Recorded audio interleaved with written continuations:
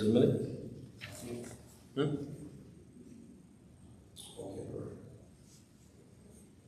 الحمد لله رب العالمين وصلى الله وسلم وبارك على محمد وعلى آله وصحبه أجمعين.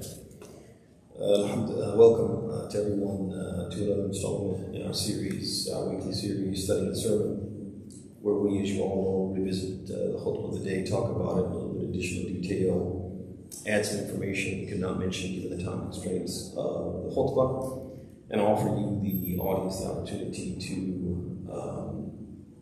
contribute to the discussion surrounding the topic, whether that be through questions, feedback,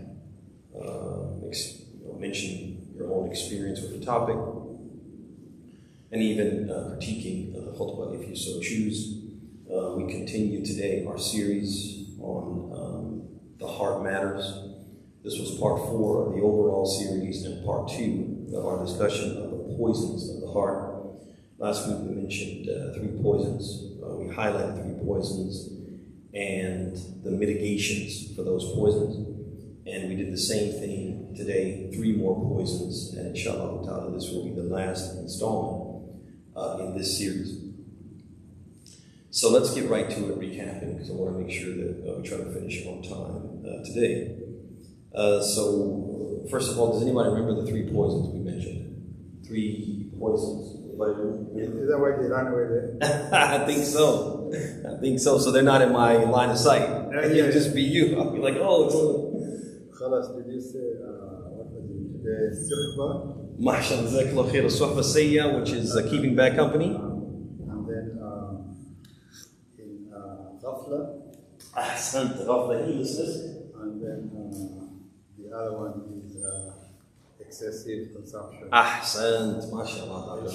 Al-Shaba. And we said we can broaden it and say al-istihlak al-mufrit. Al-istihlak al-mufrit, which is hyper-consumerism or hyper-consumptionism, right? Inshallah, we'll talk about those 3 in more detail as we go through. So we started out with keeping bad company. And we said in the khutbah that if we associate with people who have sick hearts and sick behavior, they will influence us tilqaiyan until our hearts resemble their hearts and our behavior resembles their behavior, right? So if we associate with sick people, we also said that sick is a spectrum, right? It's a spectrum. So we talk about sick hearts and sick behavior. Doesn't mean that they are serial killers, right? That's an extreme side of the spectrum. But sick could be as simple as people who seem like they're just good, honest people, but they don't believe in Allah. They seem like upright citizens, but they deny the Prophet, they deny the Quran, etc. and so on. So sickness is levels and degrees, but any level of sickness is something that could potentially rub off on us, right? Influence us. So the first thing I want to say 2 things on this under this point. One of them is that this is something which is generally understood by everyone, even people with no religion whatsoever, and even people who follow false religions. And so if everybody understands it, irrespective of their religious affiliation, then certainly we as Muslims should understand it. I want to give a few quotes from some famous non-Muslims where they basically point out the effects of peer pressure, the reality of friends influencing friends. So the first one is, never give in to peer pressure, especially if the peer is not attractive, meaning if they're not good. If you have somebody who is not a good person in and of themselves and they're pressuring you, you should not be pressured by them. You should not listen to them. Because why? They'll rub off on you and they'll pressure you to do things like what they do, right? Those wrong things, etc. I have another one. No one intends to make serious mistakes. They come when you compromise your standards to be more accepted by others. Others put pressure on you to what? To abandon your standards so that you will be accepted by them. And the funny thing how that works is that you have somebody, for example, as a Muslim, you may have a non-Muslim who wants to warm up to you, wants to foster a relationship with you, but they make it a condition, they make it a shart that you what? That you compromise some things, right? And the funny thing is that's not reciprocal, right? So they don't expect that they should have to compromise some things and come towards you. No, you should come all the way to them. You should compromise and give up your standards, and you should capitulate on their behalf or for the sake of what? Being accepted by them. But they don't have to give up anything to be accepted by you. So the person goes on and says, you be the strong one, you be the leader. Choose good friends and resist peer pressure together. Again, Richard G. Scott, another non-Muslim person who understands and wraps their head around the fact that, hey, people can influence you. Don't be influenced by them. And if they try to influence you in a negative way, get away from them, right? But give another example. Yield to all, and you will soon have nothing to yield. This is Aesop, right? Yield to all, and soon you have nothing to what? Nothing to yield. You guys see that? Is that you have to dig your heels in the sand, believe in what you believe in, hold fast to your principles, not allow yourself to be pressured by anyone. And when people try to pressure you to do the wrong thing, these are the type of people that you should not associate with. As the Prophet said, and last but not least, Andrew Lansley, he says, peer pressure and social norms are powerful influences on behavior, and they are classic excuses. I did it because what? I did it because everybody's doing it. I did it because, I wanted to be accepted, etc., and so on. So we have to acknowledge, brothers and sisters, that peer pressure is real. Good pressure comes from good people. And bad pressure comes from bad people. You're around other people, they're going to pressure you. And if you're with good people, they'll pressure you. They'll say, come on, pray. Come on, read Quran. Come on, nadhkur Allah. Let's remember Allah, right? Naqra kitab. Let's read this book, right?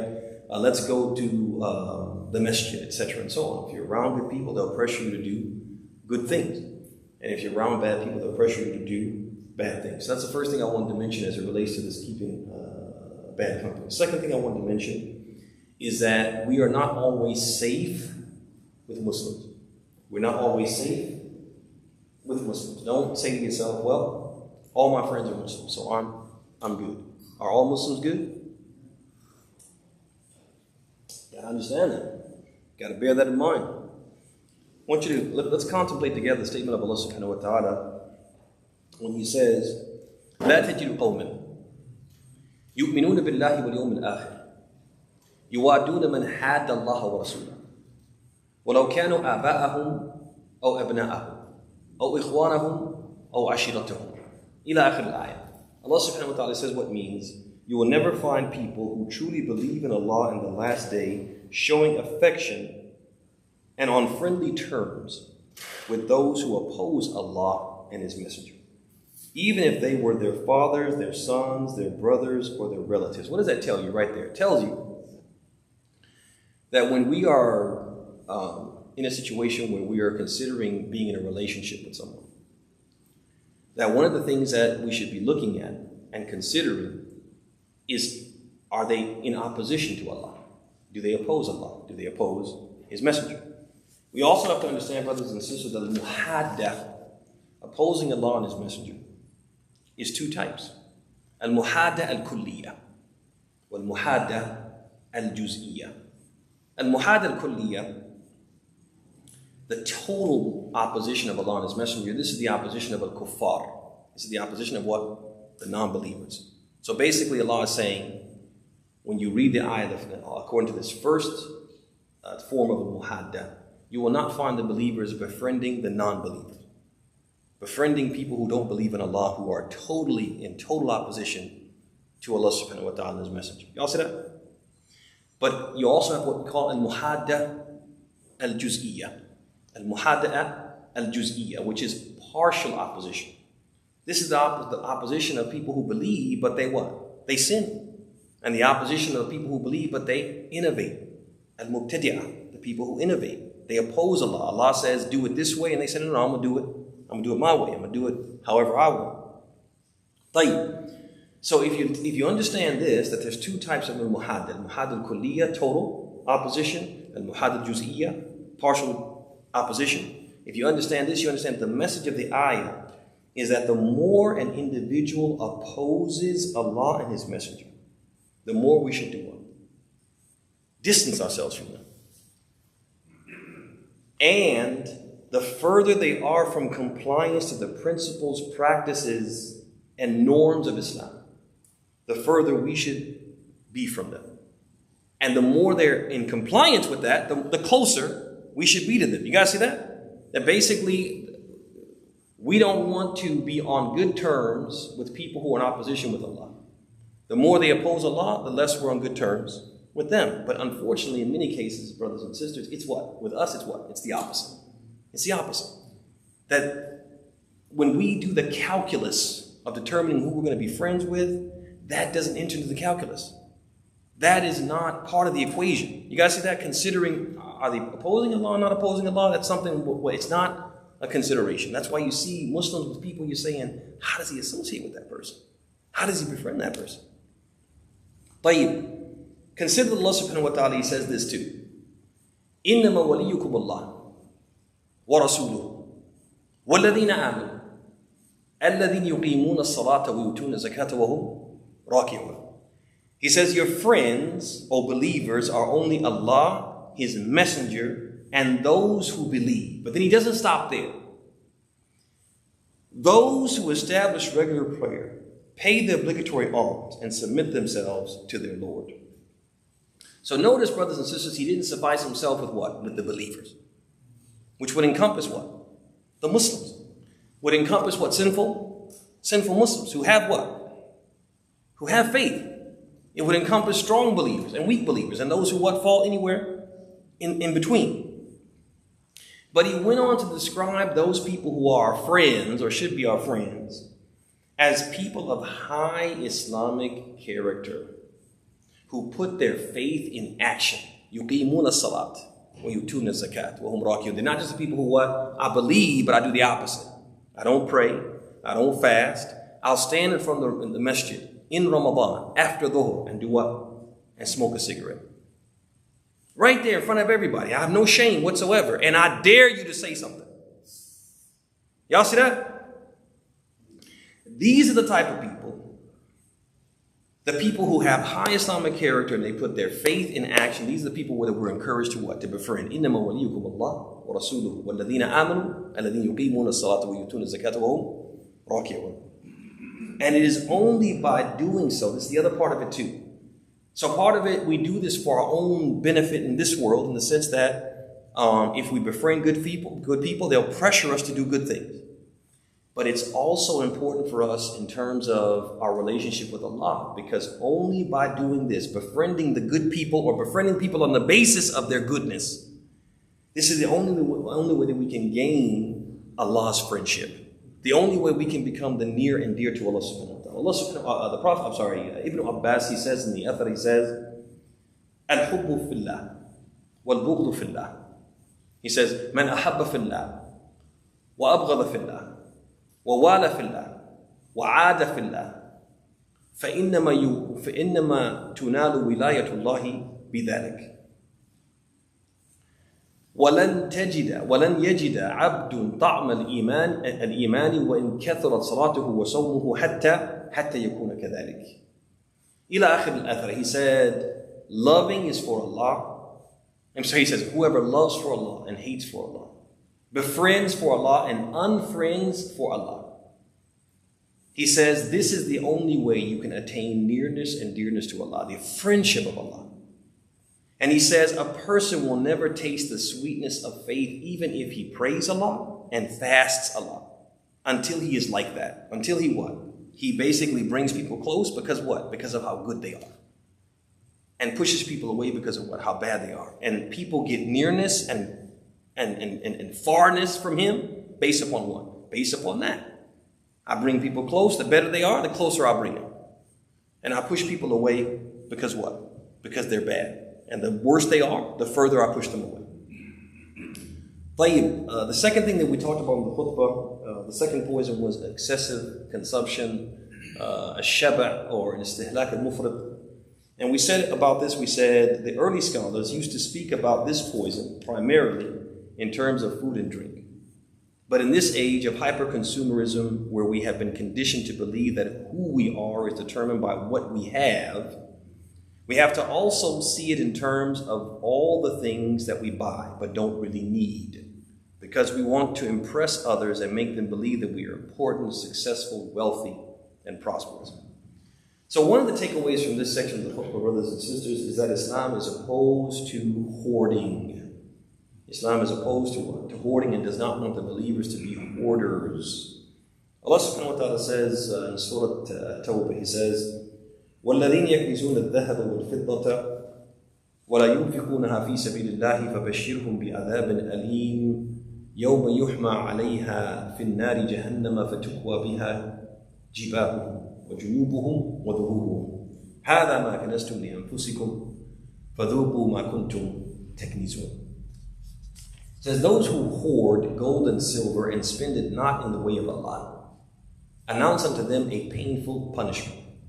Call to mind the day when their treasure will be heated up in the fire of hell, and their foreheads, sides, and backs will be branded with it. They will be told, this is the treasure which you hoarded. Now taste that which you used to hoard. So, so hoarding basically means collecting a bunch of things that you don't need, or having things or keeping things to yourself while other people are in need of them that you don't need, right? 50 pairs of sneakers, right? 50 pairs of sneakers, and some of you you've never worn in your life, right? They're just, hey man, these are the 85 LeBrons, brother. 85, he wasn't even born yet. All right, you get the point though. You get the point. But now, while hoarding, brothers and sisters, is frowned upon, bil muqabil, on the other side of it, austerity, minimalism, and self-deprivation are encouraged, right? On the other side, Muslims are encouraged to what? To have some self-deprivation in life, have some zuhud in their life, right? So we have Allah subhanahu wa ta'ala saying, وَأَمَّا مَنْ خَافَ مَقَامَ رَبِّهِ وَنَهَى النَّفْسَ عَنِ الْهَوَىٰ فَإِنَّ الْجَنَّةَ هِيَ الْمَأْوَىٰ. As for he who feared standing before his Lord and denied himself the forbidden things it desired, paradise will be his abode. We also heard from Ibn Mubarak last week where he said, وَتَرْكُ الذُّنُوبِ حَيَاةُ الْقُلُوبِ وَخَيْرٌ لِنَفْسِكَ إِسْيَانُهَا. He said, turning away from wrong actions gives life to the hearts, and saying no to yourself is best for it. Telling yourself no, right?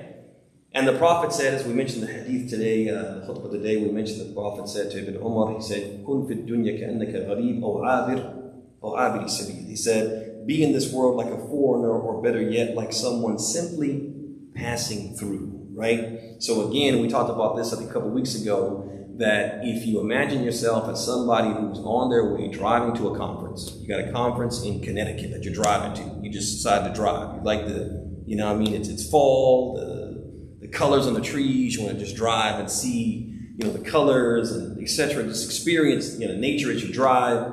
So you're driving and you stop at a place to eat, and you're in a strip mall, and one of the stores in the strip mall is a furniture store. So you're like, I got some time. I just want to, you know, walk around and, you know, stretch my legs. You go in the furniture store, and there's this amazing living room set. You're like, oh, this is nice, man. This is good. This is the price. Okay, but you drive in a rental car, a little compact car, to a conference. You are not going to buy that living room set and strap it to the top of that car. You know what I mean? With some, what are those bungee cords, right? You're not going to do that because you're just what? You're just passing through. Y'all see that? So the Prophet is saying, don't collect a bunch of things that you don't need, that are going to weigh you down, slow you down, distract you from what? From your more important concerns.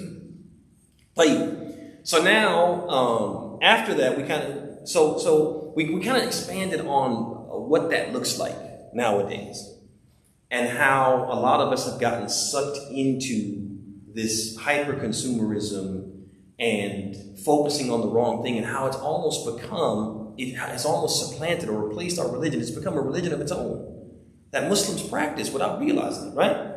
And I want to give you an example of just like how we do this, or we fall into this and we don't realize that we're doing it. So for example, and we don't have to apply it necessarily just here in our own community, our own local community, but just generally speaking. So, for example, you have educational opportunities for children. Could be those opportunities could be provided by the masjid itself. Brick and mortar, you come, we have Quran, we have Weekend Islamic School, we have whatever it is, providing some form of Islamic education for kids, or even other forms of education for kids, other beneficial activities for kids, but they are for some type of fee, right? Let's say. And they are something that will benefit the child in terms of their spiritual makeup, or building them as what? As good, solid human beings. Could be like a leadership course or something like that, right? Could be Toastmasters, where you're teaching kids public speaking, but you're doing it what? In an Islamic way. In an Islamic way, for example. Let's say. Future scholars, right? Future engineers.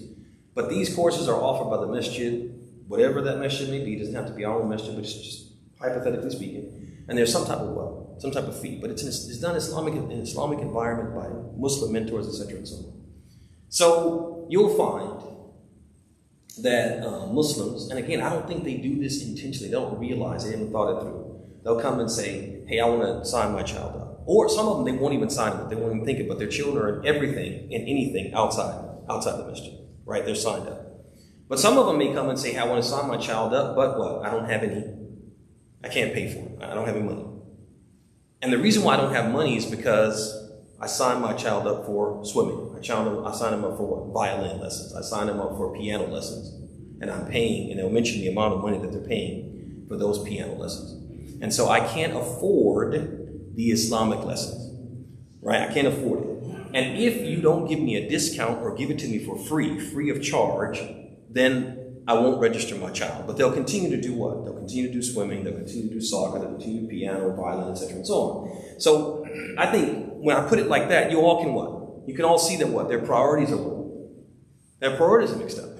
You guys see that? But I'm sure they themselves don't realize. They're oblivious to the fact that, hey, when I meet God, and they ask me, what did you spend your money on and what did you do to educate this child? I spent my money on swimming. I spent my money. They're not going to want to tell God that. But that will be their answer. You guys see that? And how do you fall into that? You fall into it because we get into this attitude of keeping up with the Joneses. The people on the block, my son comes home and says, hey, Mark is doing swimming. Jason is in soccer. Right? I'm not in anything. Right? I'm not in anything. Right? So-and-so plays the violin so beautifully. So-and-so can play the cello. You guys see that? And we want to basically keep up with what? With the Joneses. Keep up with the people in our neighborhood and what they're doing with their kids. And so we should do the same thing for our kids. You guys see that? And again, that hyper-consumerism and who you are is determined by what? What you have. Right? So this is how some of us get sucked into it, and we have to basically come up for air, take a step back, float out to 50,000 feet and kind of look down and kind of really see what's really happening, the decisions we're making, and how those decisions may cost us in this world and in the hereafter. Like, I want to talk about two things that we mentioned specifically in the khutbah when we talked about how things are getting turned upside down for us. One of them I said was our symbols have become commercialized. Our symbols have become commercialized. And I'll give you some examples out of Ujala. One of the symbols of Islam is the prayer rug, the sajjada, right? Prayer rug has become what? A symbol of Islam. Is that not so? Right? And it's also a symbol which is what? It's useful, it's practical. Because we what? We pray on it. We can pray on it what? Anywhere. You guys see that? You carry it anywhere, and wherever you need to pray, you could be driving on the road, pull off the side of the road, throw your prayer rug down and what? Stop at a rest area and just what? And just pray. Like, look how they've been commercialized. A prayer rug is supposed to be something clean, free of what? Of images. Free of decor. Clean, free of decor, so that you can prostrate on it, because the place where you pray has to be clean. It's one of the shurut of sihhat al-salat, one of the conditions for validity of prayer. But also it should be something that doesn't distract you. The Prophet ﷺ, once he was given a garment, and that garment had some sequins on it. It was a very nice garment. He started to pray and he started to look at those sequins. It distracted him from prayer. Immediately after prayer, he took it off and he said, hey, take this garment back to so-and-so and tell him to give me his plain garment. He got rid of the garment because of what? Distracted him from prayer. Once he was praying and Aisha radiallahu anha, she had a curtain. Curtain had some what? Some images on it. He got distracted by that. He what? He ordered the curtain to be what? Be removed. Didn't want to be distracted. Didn't want anything that would distract him from prayer. And we make rugs that will do what? That will distract you. I actually had somebody come and they were like, I have a hard time praying in the masjid. And I said, why? They said, because I see little what? I see things in the carpet. Right? That looks like an airplane. That looks like a person flexing their muscles. That looks like a, right? You guys see that? I see things in the carpet. The Prophet's mosque had what? It didn't have really flooring, and the flooring it had was just what? It was sand and what? And pebbles. Did some people pray on rugs? They played on rugs, yes, but those rugs were what? They were like camel skins. They were just what? One plain color, one uniform color, no designs. Y'all see that? But our commercials have become what? Our symbols have become what? Commercialized. Something that what? Something that has to be modern. It has to have a mullah. It has to have a style. It has to be decorative. Look at the way that they make the women's clothes now. Look at the way they make the women's clothes. The whole purpose of the abaya is to cover what? A zina. Not to be what? A zina. It's supposed to cover what's beautiful, not to be beautiful in of itself. Y'all see that? Give another example. They actually sell now, they sell gold-plated mihrabs. You know what a mihrab is? You got like the niche, right? The niche. The thing that they put in the masajid where the imam's supposed to stand in, and typically it's almost like cut out, right? So let's say in your home you have a room where you pray, right? They have this like gold-plated, and you can get silver-plated, you can get different colors, and you put it on your wall, and it what? It's like, it has that shape of the niche. And it comes with some decorative like calligraphy, Allah, Muhammad, and then Qul huwa Allahu ahad, right? And they sell it $274. $274 for what? A niche that you put in your home. What do I need that for? What do I need it for? Do you need it to pray? Is your prayer not valid unless you have what? A niche? Or the facade of a niche? No. What is it there for? Why do we do that? Why are our symbols being commercialized? By that, we said our rites and rituals are commodified. They're commodified. They become something that people can make money off of. Al-Hajj wal-Umrah. Hajj wal-Umrah. How much does it cost to go for Hajj now? Huh? Well, talk to me. It depends on the package. Yeah. Well, what does that mean? What does that mean depends on the package? Well, what hotel are you going to stay in? We've got 3-star, we've got 5-star. I'm sorry, we got 4-star, we got 5-star. What's going to be your meal package? Right?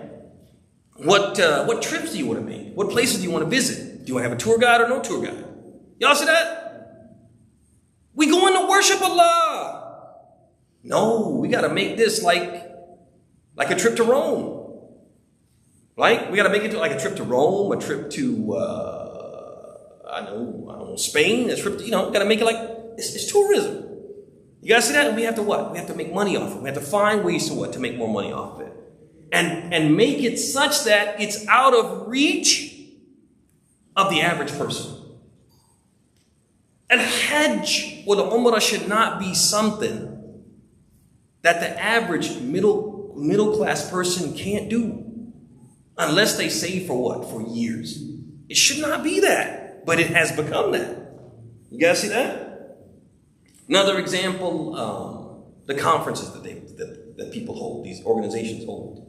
Some of them are reasonably priced, but some of them are what? They're pretty expensive. They're pretty pricey. And it's not just the interest fee. What do you have to do to get into the interest fee? But it's like, okay, there are certain programs that if you want to participate in them, you have to what? There's an upcharge. Right? And we're staying at a hotel. And you got to pay money for that. And that hotel has a parking fee. You have to pay money for that. You guys see that?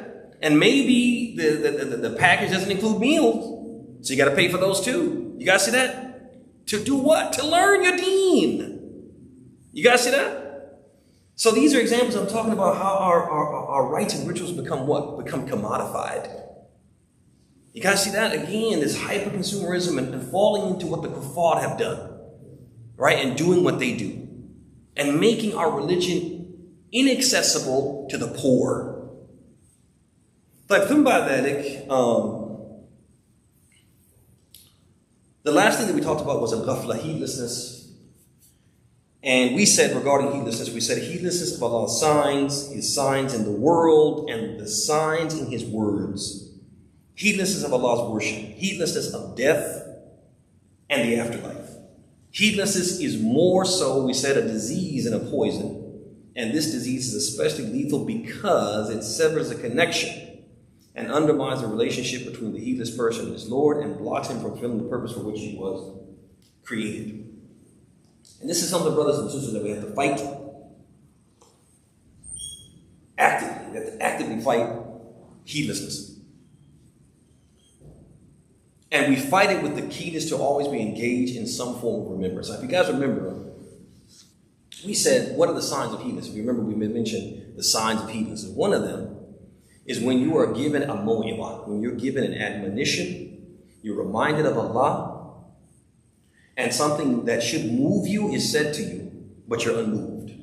Somebody says, fear Allah. And you're like, fear Allah for what? Those words, when the early Muslims would hear those words, it would rain over them. It would rain over them like, I don't know, it would rain over them like, almost like they were hearing the voice of God Himself. Fear Allah. That would shake them up. I'll give you an example, a little bit different, but still applicable. Umar al-Khattab, when he was the caliph, radiallahu anhu, he was in his majlis, and there was a man who was a confidant of his, respected by him. I believe it was one of the companions, and he had a cousin. And that cousin asked, he said, can you get me an audience with Umar al-Khattab? You know, because you're so close with him, can you get me audience with him? So he worked it out and made it so he could get audience with Omar. And this person came and he said some things. He said some things and they were insulting to Omar. He criticized him, and he criticized him unfairly to his face. And as you all know, that Omar was the type of person who he could take criticism. But if it was unjust criticism, if he was disrespected, if the religion was disrespected, you know, he would punish the person. Sometimes he would punish people physically for the wrong things that they did and said. So this particular person, whose cousin it was that had insulted Omar, he saw that Omar didn't like it, he was getting upset, and potentially some harm could come to his cousin. So that person, he said, Ya Amir al-Mu'mineen, khudh al-afwa, wa'mur bil-urf, wa'a'rid al-jahilin. He recited the ayah from the end of Surah Al-A'raf, where Allah subhanahu wa ta'ala says, khudh al-afwa, take people as they come, wa'mur bil-urf, and command people with what is right. Give good admonition. وَأَعْرِضْ عَنِ الْجَاهِلِينَ, and turn away from what? From the ignorant. Meaning, he's ignorant. What he said was ignorant. Just what? Just ignore it. So Omar, immediately his whole expression changed. His whole demeanor changed. And he let it go. And one of the people who observed this and narrated the hadith or narrated the athar, he said, وَكَانَ وَقَافًا عِنْدَ كِتَابِ اللَّهِ. He said, Umar al-Khattab was the type of person who, when he heard the words of Allah, he did what? He stopped. So I say all this to say is that we can't be the people who, we're heedless to the extent that, we have to be keen not to be heedless. I want to kind of expand on this and say this. Before we close out, I just want to say this. Look, listen. Heedlessness is not something that's just wrong as it relates to our religion. Heedlessness is not something that's just wrong as it relates to our religion. It's also something that relates to our It is also something we need to avoid as it relates to current affairs. We can't be the people who are just heedless of what's going on around us. We can't be the people who we put our head in the sand and think that we can just ignore things until they go away. Y'all see that? And I'm going to give you a few current affairs that we really need to have our antennas up regarding these current affairs. I'm going to give you a handful. I'm not saying give you everything, but I'm going to give you some things that have happened in the last week to 10 days. The first one is Senator Eric Schmidt, a Republican from Missouri. This is a sitting U.S. Senator. He attended the 5th Annual National Conservatism Conference. Conservatism has become a word that just means white nationalists, white Christian nationalists. That's what it's come to mean. When people say conservative, it's a nice way of saying white Christian nationalists who hate people who are not white and Christian. So he gave a speech that was basically a white nationalist speech. And one of the articles that was written about the speech, I'm actually going to read some excerpts at some point, but hopefully time permits. But one of the things that the articles that, because the title of the speech was "What is an American?" And one of the articles that was written about it, the journalist, he said, "What is an American?" Schmidt asked, "It is a white Christian person. America is a white homeland that organically binds together white people of the past, present, and future. And its policies must be guided for their benefit if they are to succeed." Now, I want you to think about that for a second. Raise your hand if you're a white person. Raise your hand if you're not a white person. Good luck with that. Don't fool yourself. Raise your hand if you're a white Christian conservative or a right-winger. That doesn't, none of us. So that means that if he says that's what an American is, you're not what? An American. And you're not welcome here. What does that mean for us? We have to think about that. What does that mean for us? Literally, we can't just sit here like sheep and just be like everything is fine, and one day they come knocking on your door and dragging you out. And don't think it won't happen. It's happening. It's just not happening to us yet. Because they can't take everybody. They started with what? With the brown people. You got to look at that too. What is happening? Going to people's homes and dragging them off their homes and putting them on planes and sending them to places they're not from. Like think about that. The colonial settler state, it's not real, they say. They call it. It's not real. Conducted airstrikes in Qatar, Yemen, Lebanon, and Syria this past week. You heard about Qatar. That was the big one. You didn't hear about Yemen. You didn't hear about Syria. You didn't hear about Lebanon, but they did. What for? They're terrorizing everybody. For what? I thought Lebanon was good. They capitulated. Thumbadatic, the Supreme Court permitted racial profiling and immigration-related raids and detainments. Y'all saw that? Did y'all see that? Y'all paying attention to that? That the ruling came down that ICE can basically racially profile. They can basically use language. They can use color. They can use your occupation as a reason to arrest you, to detain you, to ultimately conduct a raid. They can do that. And then they can just sort it out later. If you end up being a citizen, well, our bad, our mistake. You know what I mean? And also, you guys saw this, I'm sure. A man by the name of, a man with the initials, CK, was murdered. Murdered while he delivered a speech to students on campus at a university in Utah. There must have been hundreds, maybe thousands of people sitting there listening to him, and a sniper shot a bullet from 200 yards away and shot him in the neck in front of all those people. Imagine the trauma and the scary, but at the same time, that same day, later on, just across the mountain in Colorado, 3 students were shot, critically wounded in a school shooting. 10 days ago, or maybe more, or maybe less, in Minneapolis, there was a school shooting. And I think today or yesterday in UMass, there was another school shooting. Flags are flying half-staff, not for none of those people who were shot in those mass shootings, but for what? For CK. And CK was a person who spewed hatred for everyone who wasn't, again, a white Christian. That means hatred of you and me. He hates you because you're Muslim. He hates you because you're an immigrant. He hates you because you're not white. He hates you. Spewed hatred. And flags are flying half-staff, and he's being called a patriot and a real American. What does that mean about you? I'm saying it doesn't behoove us to be heedless. And one of the things that we're going to have to start thinking about, brothers and sisters, and I'm going to close with this, is we have to start asking ourselves, is this a place where we can live? We really have to start asking ourselves that. Is this a place we can live? And some people say, well, no, it's just, we just got to keep our head down to the midterms. Keep our head down till 2028. Brothers and sisters, the way things are going, if we're paying attention, there may not be any midterms and there may not be a 2028. And so we really have to stop being heedless, stop being asleep. We have to wake up as individuals, as families, and as communities and decide what should we be doing to insulate ourselves, even if that means what? Going elsewhere.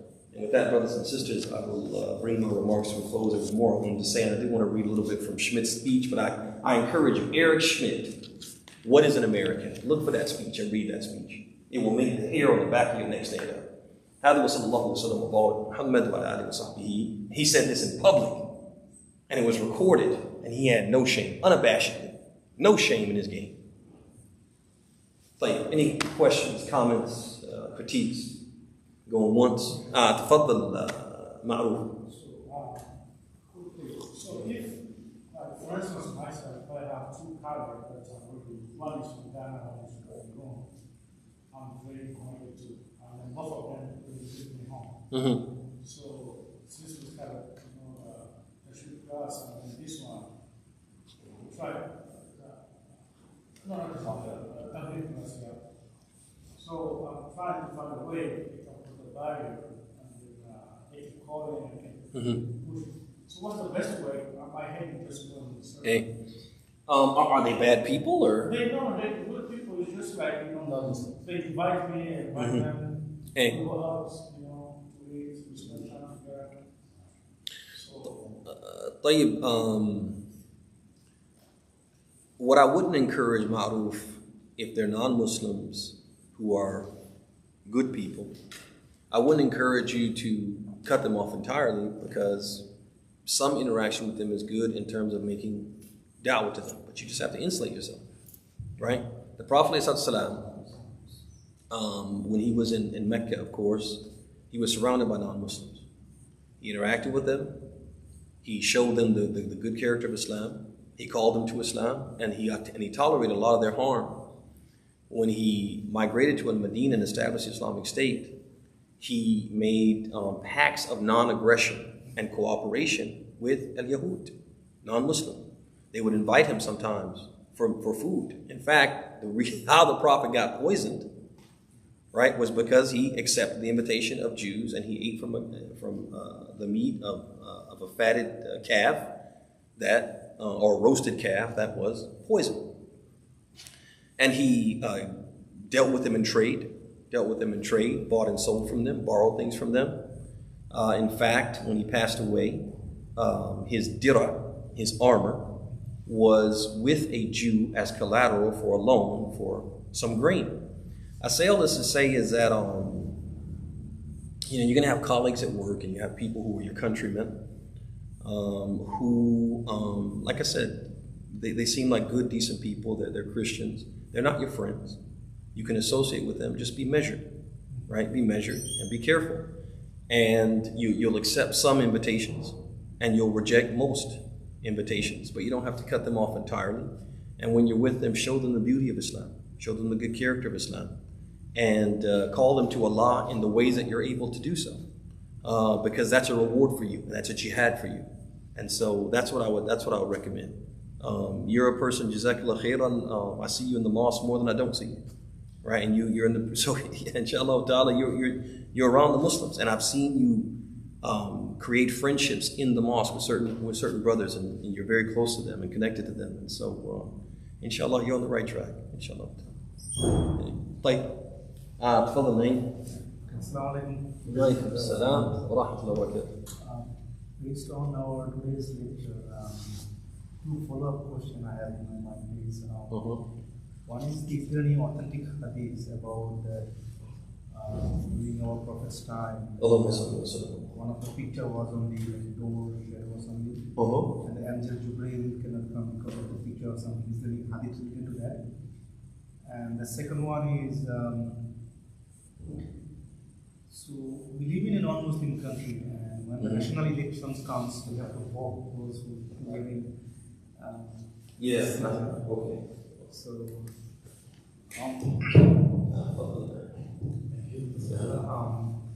so as a Muslim, we know that there are non-Muslim leader here, and also this is a non-Muslim country.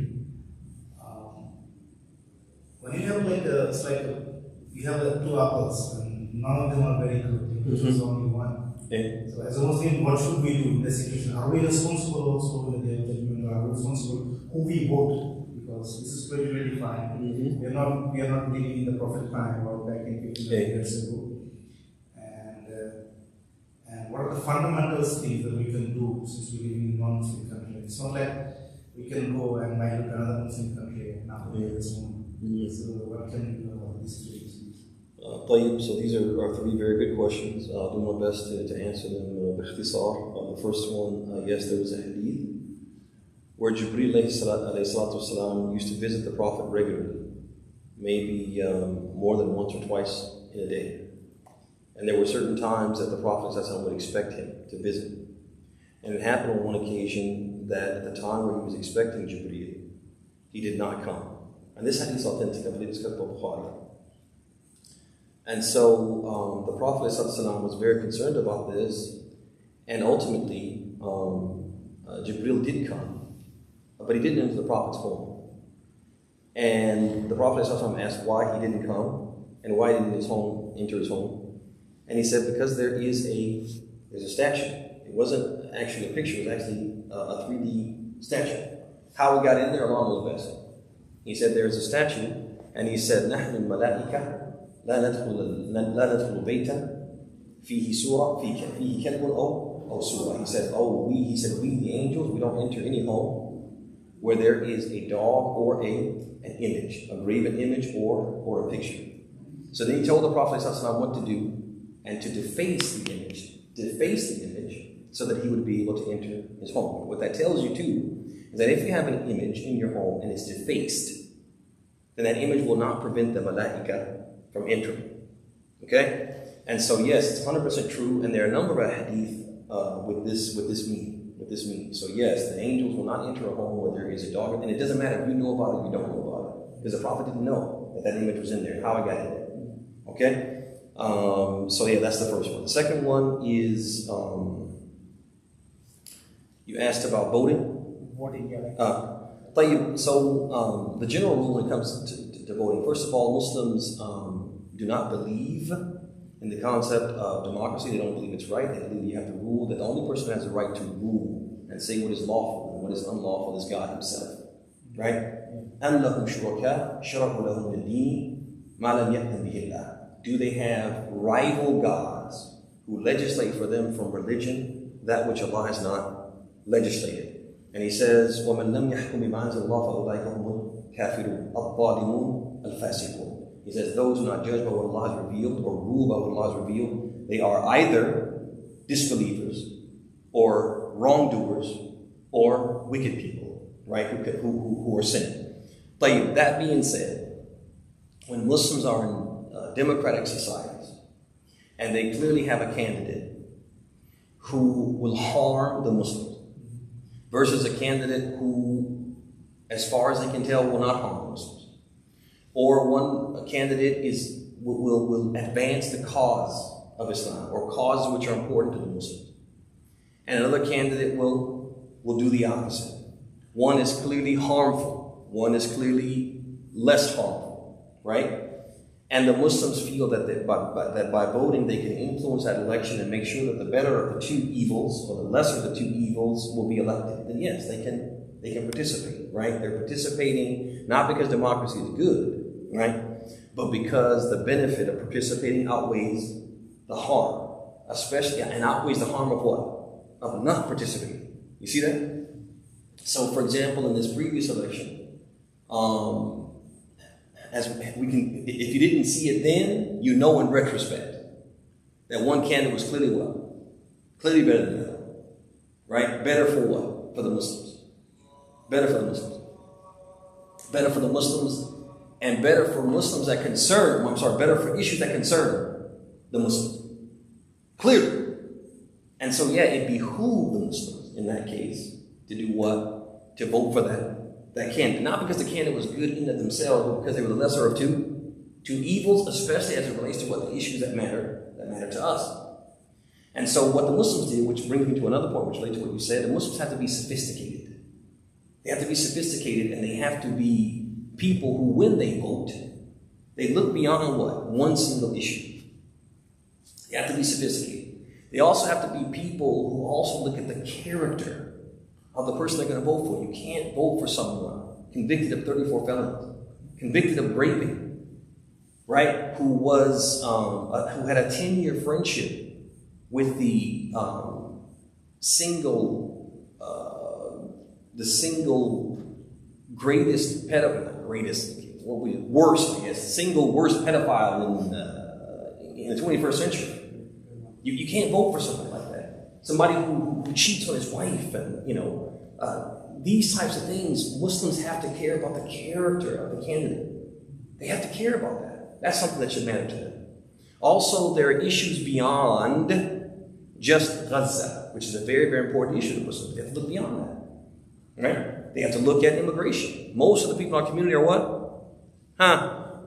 Are immigrants. That should matter to us. I don't want to vote for somebody who will go and knock on the door of my brother and yank him out of his house and put him on a plane and send him back to a place he's not from. Or send him back to a place where he's not safe, like Afghanistan. Or send him back to a place where what? Where he's not even from. You see that? Yeah. I shouldn't vote for that. So we have to be sophisticated. Sophisticated also means that Muslims have to vote as well as a bloc, which we don't do. And so our vote means nothing. It gets totally diluted. You got the people, I'm not going to vote at all because both of the candidates are awful. You got those, I'm voting Green Party, I'm voting Jill Stein, right? Which is basically a vote for the bad guy. I'm voting for the bad guy because he's going to stop the war in Gaza. Yeah, well, how did that work out? Right? And I'm voting for the woman because I like the way she laughs. Whatever it is, right? And when, if Muslims do that, then their vote means nothing, and no one will try to appease them and try to get their vote. I want you guys to notice something right now. Look how politicians tiptoe around Jewish voters. They tiptoe around them. They will twist themselves up into a pretzel trying to make sure they don't say anything that's going to make them mad and make them not vote for them or make them not give them money. You have a congressman and a senator, both from New York, both Democrats, who refuse to endorse the Democratic nominee for mayor in New York. They won't say we won't endorse him. They just what? They just won't do it. And when somebody puts a mic in their face, they twist themselves up in a pretzel, trying to, because why? We don't want to make the Jewish voters mad and AIPAC mad and this other Jewish PAC mad. You guys see that? They're tiptoeing around and they're afraid of them. Why are they not afraid of the Muslims? Because the Muslims don't vote as a bloc. The Muslims don't vote as a bloc, and the Muslims' vote will always be diluted. It'll always be split. There'll be ones that won't vote Jill Stein, vote for the bad guy, vote for the woman, and so their vote is what? It can't. Their votes cancel each other out. Play. Last thing you said was, so we can pray. What was the last one? And Hijrah? Was that it? Oh yeah. Migration, was that it, or what was it, Dr. Yeah, only two.